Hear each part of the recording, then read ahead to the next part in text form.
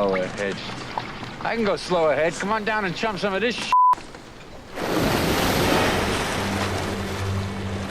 This is Jaws. It's an emblematic representation of the wonder and mystery that used to be in films that just simply doesn't exist anymore. Why? Because animatronics are rarely used as special effects these days. They're expensive, prone to breaking down, and take multiple people to operate. And yet, this extra effort propels these projects into the upper echelon of cinema. Films like Star Wars or Labyrinth or Gremlins all feature memorable animatronic puppets and characters that are all indelible cultural images. Has it got a name, Dad? Yeah, Mogwai. I just call him Gizmo. He seems to like it.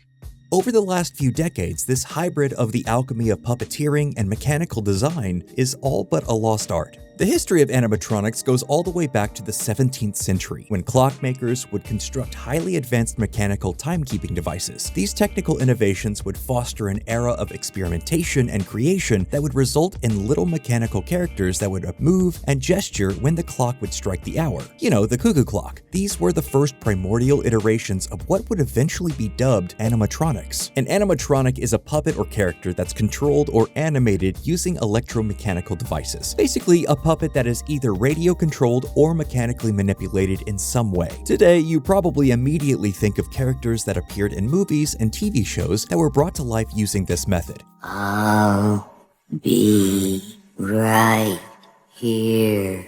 But it actually first gained cultural traction due to the world of theme park attractions. The first real step forward in using a mechanized humanoid or otherwise living creatures for entertainment purposes were fostered by Walt Disney for his various theme park endeavors. Specifically in 1961, Disney started investing money into a 9-inch tall dancing man doll. This gave way to Disney and his Imagineers working on projects like lifelike parrots, a talking Abe Lincoln. You probably have seen the now antiquated Hall of Presidents attraction at Disney World, right? Well, the technical feats that had to be accomplished to bring those rickety old wooden white guys to life is staggering. The first animatronic to be used in a movie, coincidentally enough, was a bird in Disney's Mary Poppins. You remember the part where Mary Poppins is singing Spoonful of Sugar and then has a duet sequence with a little bird? We can't play you any of that music right now because the Disney gods will descend upon us like Chernabog from Fantasia, but you know what we're talking about. Everyone has seen this scene. That will be quite sufficient. Hats and coats, please. From here, the process of using animatronics to create fantastical creatures, otherworldly aliens, and living beings beyond our comprehension took off like wildfire. Animatronics quickly became the easiest and sometimes only solution when a production had an unconventional character. 1977 saw the creation of the shark in Jaws, dubbed Bruce by the crew, and nothing would ever be the same. The mechanized puppet struck fear into the hearts of people across the globe. It's hard to process now, but Jaws was so culturally relevant that it reshaped vacation habits across the world. People literally didn't go to beaches for years after its release because they were scared of shark attacks. Similarly in scale, but less effective in impact, the 1970s King Kong remake utilized large-scale animatronics to bring everyone's favorite gigantic ape to life. This movie didn't even remotely compare to the original Kong or its Peter Jackson remake, but man, is it cool to see those massive puppet hands or gigantic animatronic ape face on film. From here, you had E.T., Jabba the Hutt in Return of the Jedi, and Gizmo in Gremlins, showing that creatures of every scale could be brought to life with this amazing technology.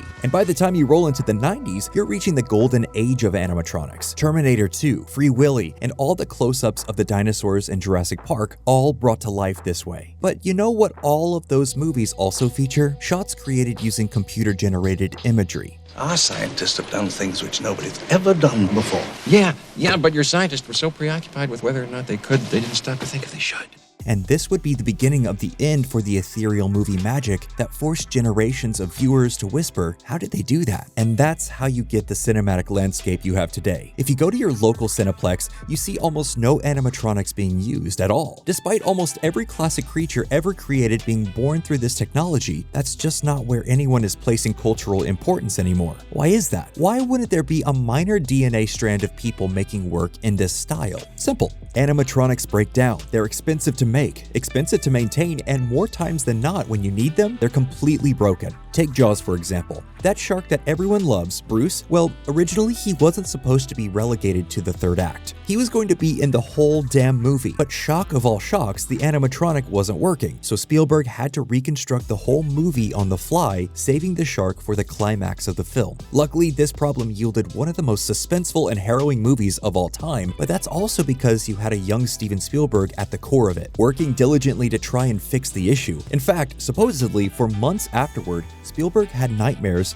and would wake up screaming due to his unresolved post-traumatic stress from the shoot of Jaws. Honestly, not too far off from what audiences at the time were also suffering from. Obviously, you don't want anything like that to happen to anyone, but when you look at an endless vista of blandly designed dead-eyed CGI creatures, it's easy to see why modern movies don't have the same cultural staying power. When was the last truly great movie character that burst into the mainstream? Grogu, maybe? Yeah, probably Baby Yoda. And guess what he is? A puppet. A three-dimensional object that you can look at and witness and connect with. Your brain sees it and says, wow, that object is really there in physical space. The actor is looking at it and believing it, therefore I should also believe it. This rarely happens with CGI creations. For every Gollum, there are hundreds of Jar Jar Binkses. Missa called Jar Jar Binks. Missa your humble servant. That won't be necessary. Oh, but it is. There's a lot of amazing advancements that have come since computers were integrated into the production pipeline, but this specific thing is, by and large, not one of them. Whenever there's a character that is fully CGI,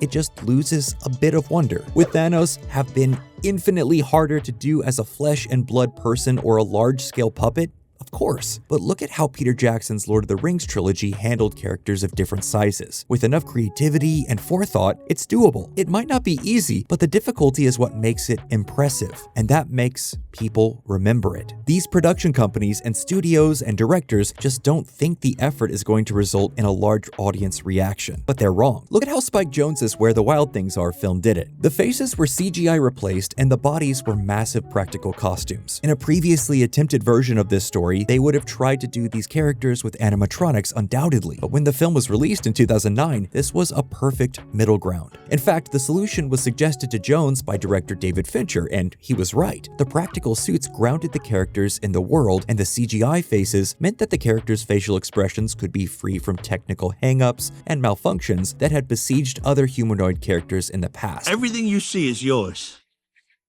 Oh, except that hole over there, that's Iris.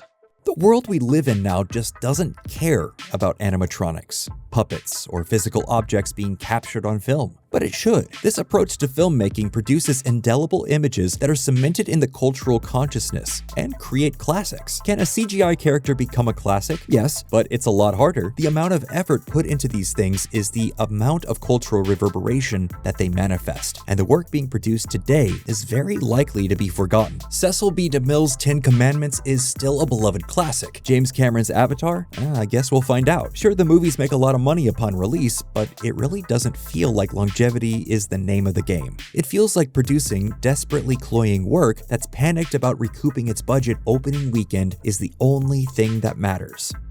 And well, that's all we have for this week's episode. What do you think? Will animatronics make a return? Will we see practical effects and practical makeups make a resurgence? Let us know in the comments below, and as always, please like, comment, and subscribe for more Nerdstalgic videos just like this.